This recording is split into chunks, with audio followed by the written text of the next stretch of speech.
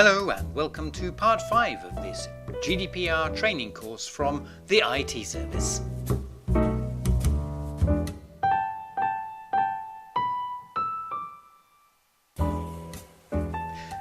So far in this course we've looked at a bit of background to the GDPR and where it's come from and why it'll continue to apply once Brexit's happened.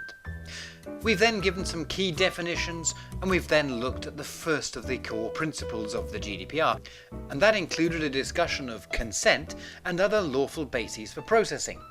If you've missed any of that, if you haven't gone through those parts of the course, I'd strongly recommend you look at those sections first.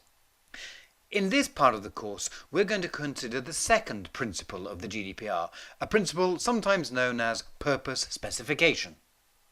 The second principle of data processing under GDPR is that you must collect data for only a specified purpose.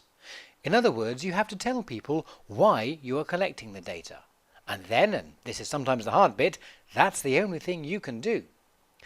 If later, having collected all this data, you suddenly see that you could do something else that would be really useful, both to you and the data subjects, that's fine, but you must tell people that you have a new purpose specification.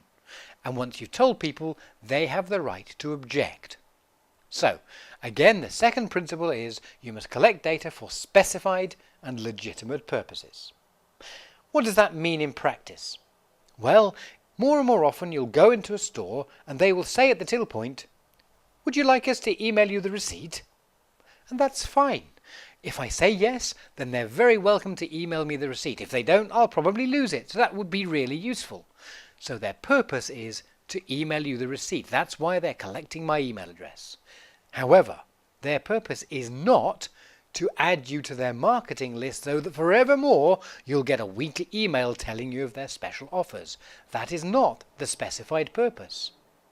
Nonetheless, if you end up having to put your own email address into an iPad attached to the front of their till, do look out for that tick box that says, "Would you like to be in our marketing list?"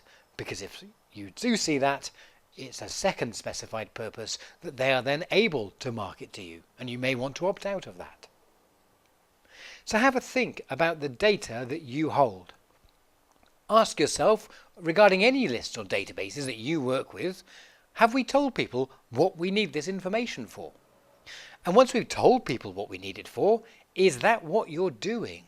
Or have you changed your mind? Have you changed the purpose for which you're collecting the data? And the answer to these two questions really does have to be a yes. So if it's a no, even if it's a, well, we're probably so that's complying, it for this part of the course. Maybe. I promised you this would be a slightly really shorter section, so hopefully this was a little bit more manageable. With this second principle. In the next section of the course, we'll look at and if you're not, you should stop the processing. If it's not your decision, flag it up with your manager or your organisation's data protection officer and then talk to them. Either stop the processing or at least think about whether you can go back to your data subjects and communicate with them your requirement that you do something different. And at least that way your data subjects can object to that processing.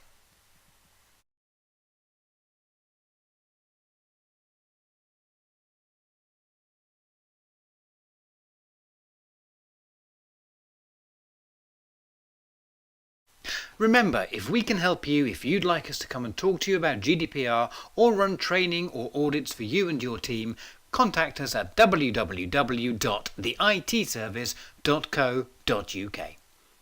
Thanks very much for watching, and I'll see you in the next part.